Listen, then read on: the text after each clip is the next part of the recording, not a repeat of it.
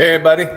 Welcome to Wednesday Night Live. I'm coming to you live from Panama City, Florida, the home of Gary Fishtails. And Gary is in his computer over there because we can't be, and we got a little bit of feedback.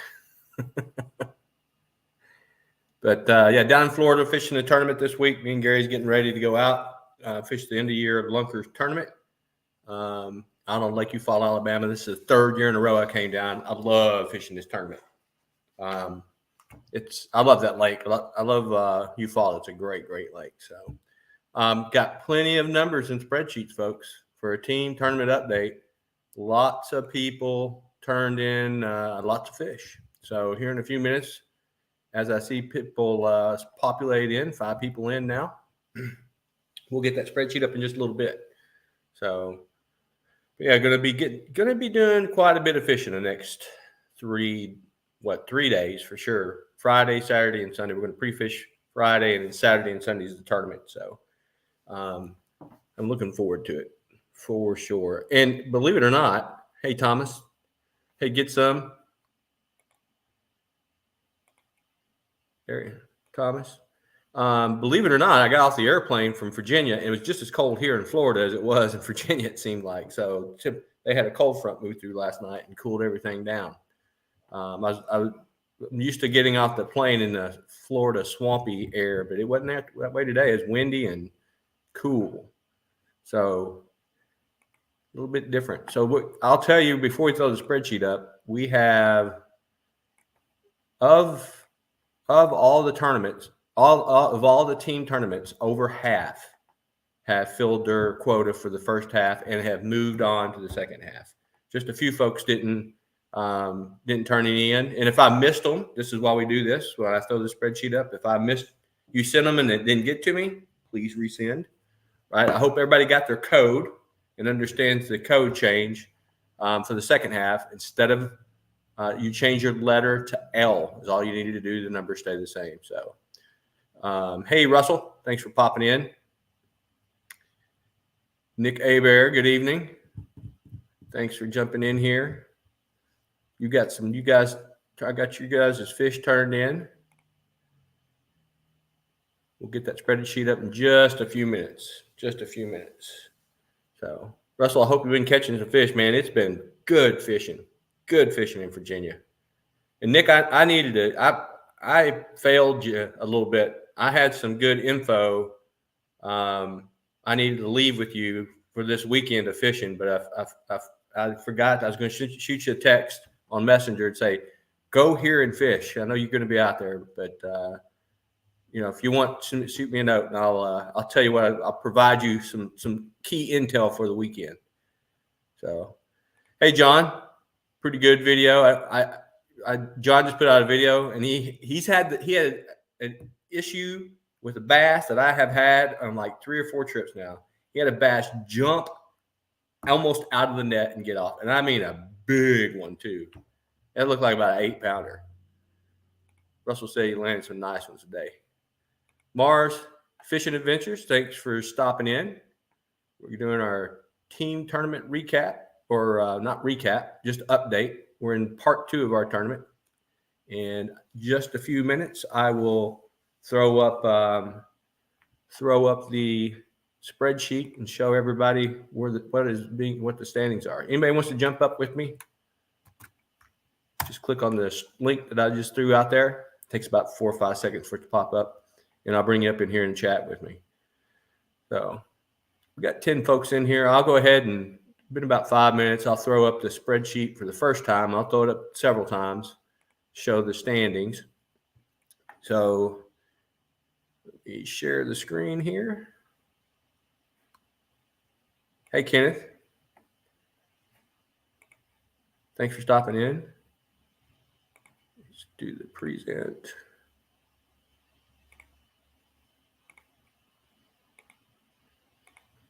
All right. Here we go. Mike L. and William Johnson from Indiana are currently in first place, but they have turned in all their fish. So, but remember, you can call your 2 fish. So, and then Mike Pendleton and Mike Kinnick the Bass Hunter Tennessee, they're sitting in second.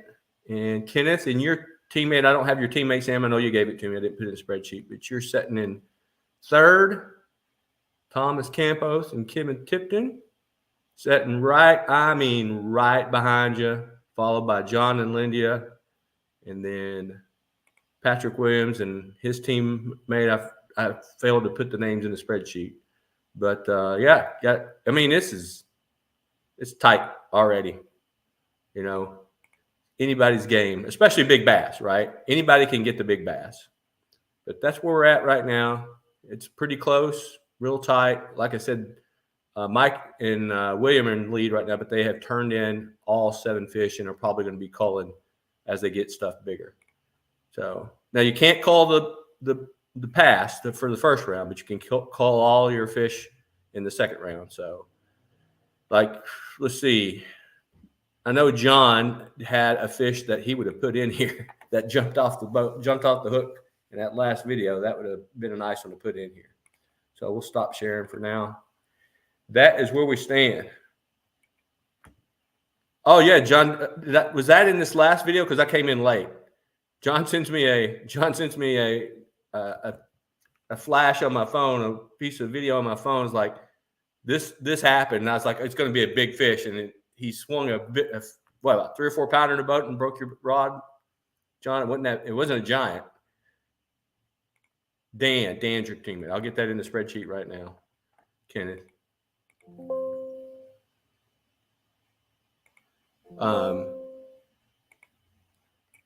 But you never know. You can lose. I've broke rods on smaller fish. It's frustrating when you break a rod. Don't get me wrong. It frustrates me to no end, but it happens. John says, I think one bigger about 10 minutes later. It was screaming to drag. Yeah. It's that time of year. Boat flipped about a 6 pounder. Okay, John. So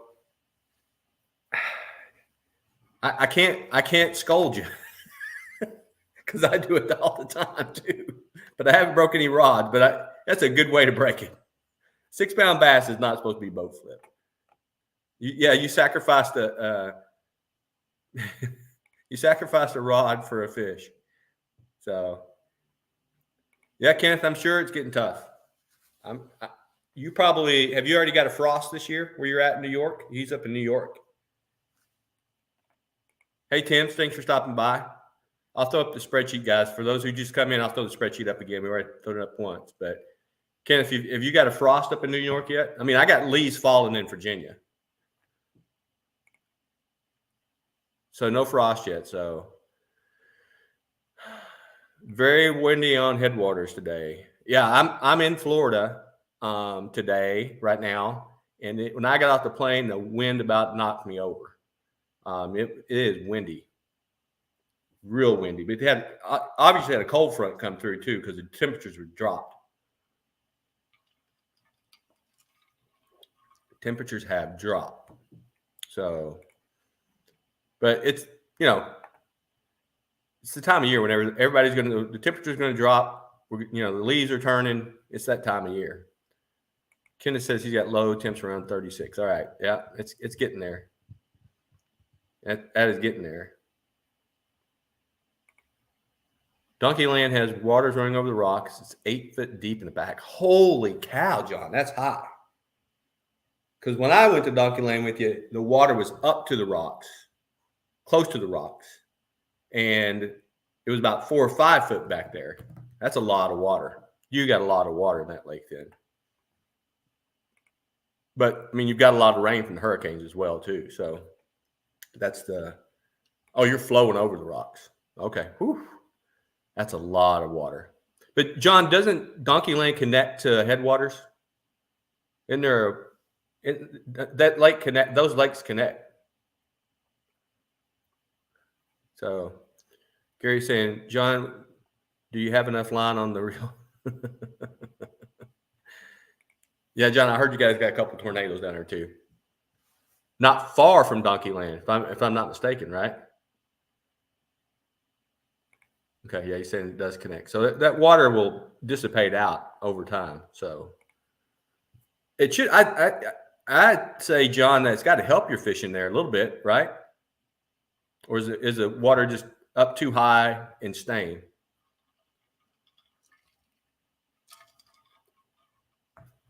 Oh, I bet there is. So I bet there is. All right, folks, I'll throw up the spreadsheet again. One more time in here in just a second. Let everybody get a look on where they're standing. Make sure I got that in there.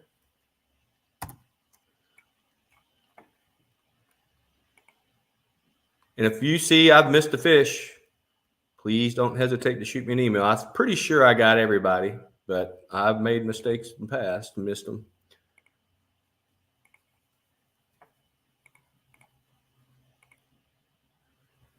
There we are, folks.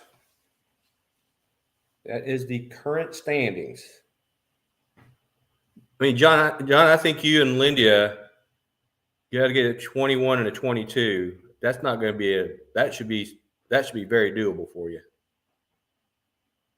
Now, Mike Pendleton, Mike Kinnick, man, if they get a 22 and a 23 smallmouth, I mean, they catch largemouth too. That's going to be awesome. That's going to be awesome.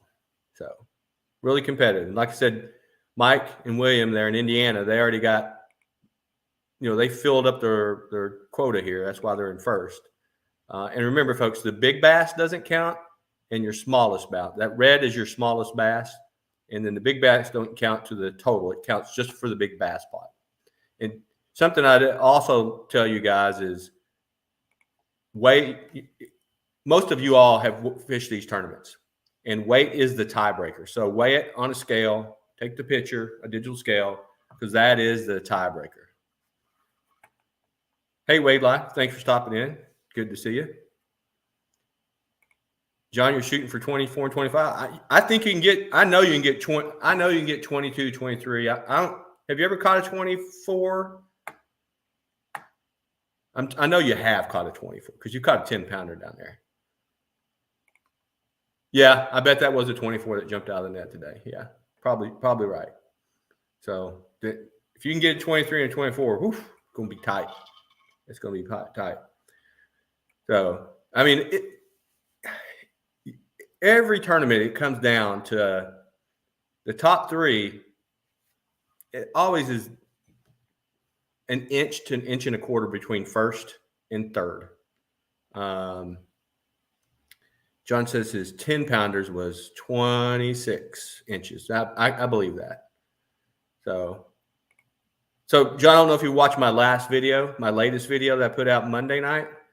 I caught an 8-pounder, 8 pound, 3 ounces, and it was only 22 inches long. That bass is a freak of a bass.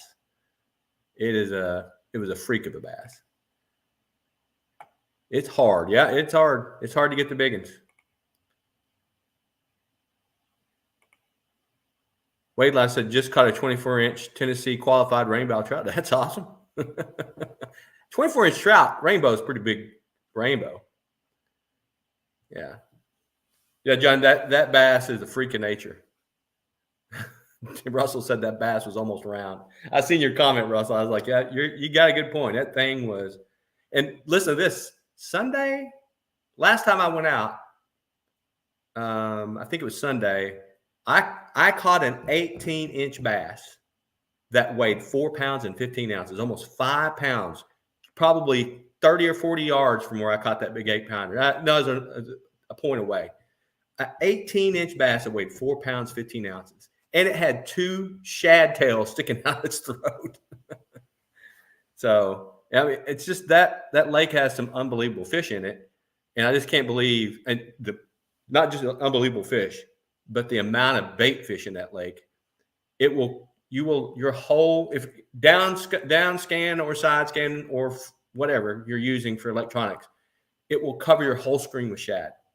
I mean, they're like bait balls of 50 yards wide by 50 yards. It's huge.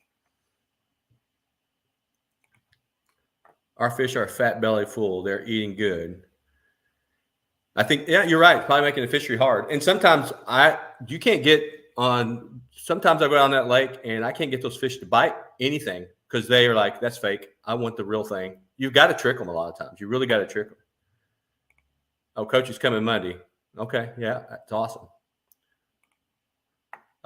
Thomas says, what lake is your tournament? So my tournament is on Lake Eufaula here in Alabama, just north of here. Gary lives here in Panama City. It's about 2 hours north. It's a 2-hour drive for us. We'll leave early Thursday morning or Friday morning. I'm sorry. So yeah, on Lake Eufaula in Alabama. Great fishery. Third year in a row that I've been down here to do that. So, but now the lake that I've been catching all these fatties in is right by my house in Virginia. It's called Lake Mooney, and several of the folks here from Virginia fish that lake. So Dan's heading for Cayuga Lake this weekend. Oh, awesome. Hope he gets a big one. Thanks, Thomas. Yeah, I have 2 years in a row I've got third place in this tournament, the Lunkers Championship, and I'd like to do better. We'll see. Yes, I am sitting in Gary's dining room table, and Gary is in his office. So, Soul Fisher, you're just north of PCB. That sounds like, yeah, awesome. So, Wade Loss says, the biggest large amount so far for me is 24, and all that was a red wacky rig just 2 weeks ago. Yeah, notice a huge ball of bait fish, and man, yeah, those things, the bass are just chasing bait fish this time of year. 24-inch, that's a good bass. And Wade Laugh, are you in Indiana, if I'm not mistaken?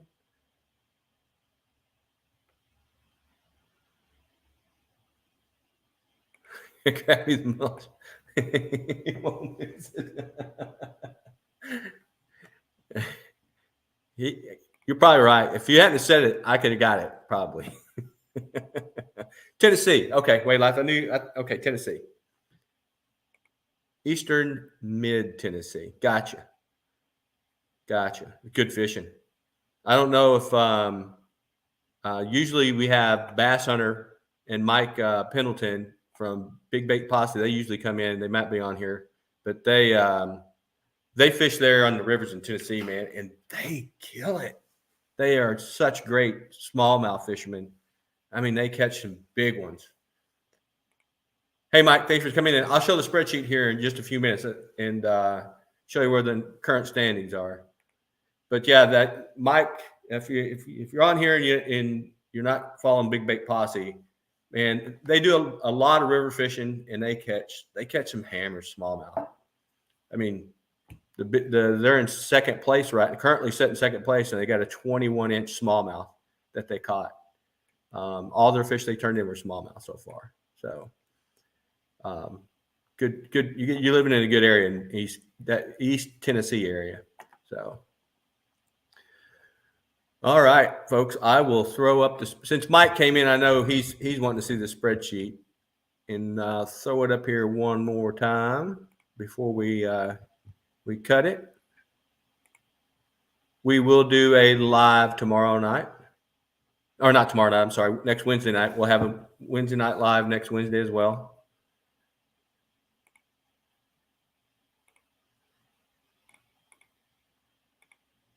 I will be in Virginia, though. Here we go. Mike, you and William are currently setting in first place.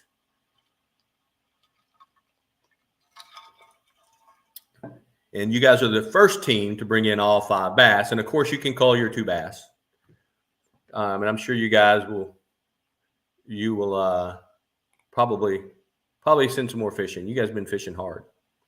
But that's where we're standing at as of right now. So Mike caught a nice – the 20 and a quarter that you turned in was a smallmouth that Mike turned in. And I told him nice fish, and he sent me a note back and goes, I thought I snagged a carp until the fish jumped. That was pretty funny. So, yeah, Mike, I know you are. Yeah, I mean, that was a nice smallie. It was. Wade Lass says, I mainly focus with Colonel Hall, which is best part of the Cumberland. My biggest smallies come from a local creek, almost 7 pounds, a little over 20. Oh, wow. 7-pound smallmouth. That's a hammer. That is a hammer. I mean, that's 7-pound smallmouth is almost as rare as about as rare as a 10-pound bass. You know, I've caught one 10-pound bass in my life, and I've been bass fishing I'm 53 since I was 5 years old, and one 10-pound bass. And I think my biggest smallmouth about 5.5. I have a 5-pound smallmouth, and nothing over that for sure. So, all right, folks. Well, I'll throw the link up one more time. Anybody wants to jump in here with me? I think we got to November 1st, right? The last day to turn in fish for the second half is November 1st. So you can fish hard up to November 1st. And I'm sure just like every end of the tournament, I'll get a flood of fish right there at the end, which is what I always expect. Mike says that Smalley broke the drag clicker on my reel. Really? Yeah, I can believe it. This is a nice one. Kenneth says, you ever seen a largemouth with a huge tail? Yes, I've seen two extremes. Actually, I've seen 3 extremes. If you watch my latest video, that giant 8-pounder that was almost round. I've seen bass with giant heads and just tiny bodies. Like they were once a 10-pound bass and now they're like a 4-pound bass, and their bodies are so tiny. And then I've seen bass with, I can't believe the tail's that big, and it's not relative to the size of the head of the bass. It's like they had some type of defect. So, I've seen some extremes for sure. Kenneth New said, got a 20. I'm blown away at its tail. Okay. I'll take a look at it. Hey, Russell Gardner. I know you're coming. You want to see the spreadsheet too, so I'll show the spreadsheet one more time. I'll show the spreadsheet one more time. I've shown it 3 times, but I'll go ahead and show it one more time. And by the way, folks, if you missed this, you can always go back on Facebook and YouTube and watch it. So here you go, Russell. Let me show it up one more time.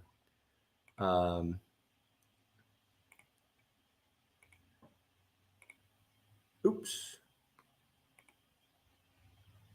Do that and do that. There you go. Let's see, where are you at, Russell? You guys, you and your granddaughter are sitting right there in good spot. 72 inches.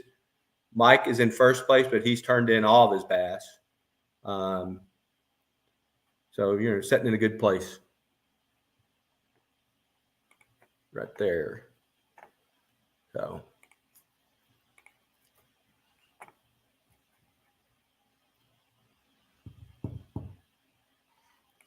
Yeah, send it to me. I know you didn't enter it. If you didn't enter it, that's fine. Send it to me.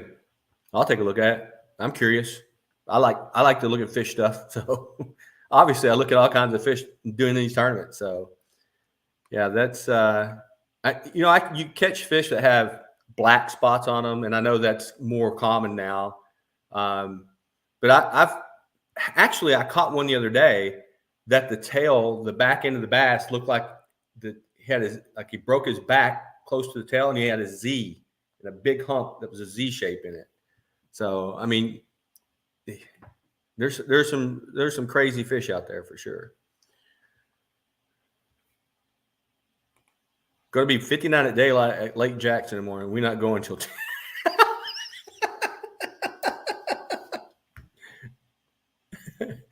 John, that sounds like a Floridian right there. It was only like 40 when I came down and we fished. Oh, wow. Yeah, Gary said he was usually in shorts. He's in sweatpants here. I think it's probably close to 70 today, but 68, 70. So Mike says, looking to break my PB again like I did last year during this challenge. Yeah, that's right. You did, Mike. I think you can do it. I know you can do it. It's just about getting out there and casting, right? Yeah, you just got to get out there, right? Here we go. 30s here in Indy. Oh, they're dropping down in the 30s. That's going to be That's going to be cold. John, do you buy that full moon and a midday bite? I go back and forth on it, and I think it really has more to do with the time of year. Gary can tell you, I follow the moon cycle. I believe in the moon cycles. A lot of people don't, but I can go back in all my videos that I catch big bass in. It's either on a full moon or a new moon. It always is, most of the time. Let's say 80%.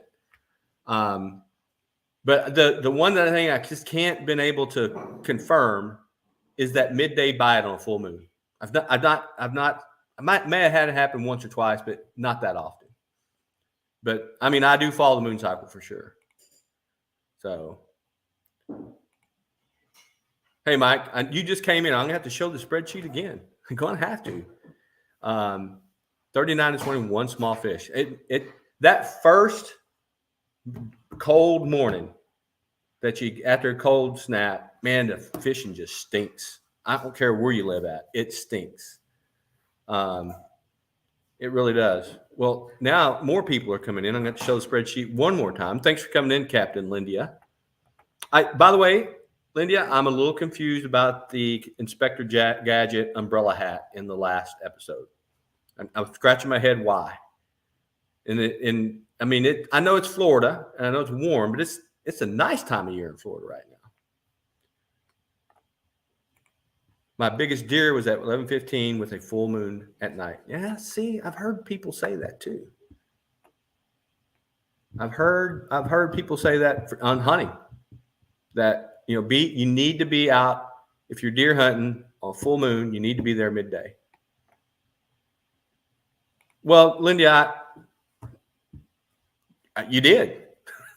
There's no reason not to. I just didn't know if this time of year, I get it if it was 110 degrees out there and you're trying to throw some shade on you, but it's not been that hot for this time of year. So you see a lot. Okay, I got you, John. Yeah. So, all right, let me throw the spreadsheet up again. Since we got some other folks came in, we got 18 people online. And Gary abandoned his computer. Now he's sitting across the table from me. Yeah. How's it going, everybody? I didn't want to come over. He's kind of got this funky stink going on, so I had to be in the back room. Yeah. That's it.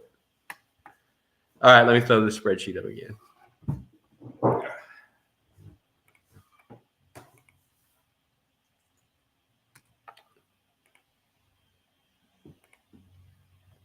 All right, for those who just came in, Lindia, Mike L. in Indiana, his team is setting in first. Now, they have turned in all 7 bass. Mike Pendleton and Mike Kinnick, the bass hunter, are setting in second in a good spot. And, I mean, we got a lot. This is going to be a good team tournament. This 22, you got to get a 23 and a 24. That's going to be tough, but I bet it can be done. So that's where we're staying as of right now. So, John, our bass act like Floridians. Sleep late, don't like the cold, and get hangry around lunch. Okay. I can't argue with that, but I'll tell you, I caught them in the cold when I came down there with you guys. Yeah. All right, folks, we've been on here about 30 minutes. We will have a live next Wednesday night. I will be back in Virginia, and hope I can tell you how Gary and I came in first and second in this tournament this weekend. I don't care who gets first or who gets second, as long as we come in first and second, because we're competing against each other. A lot of people don't know this. We're not in a team tournament. We're on the same boat competing against each other. And he pushed me out of the boat one time.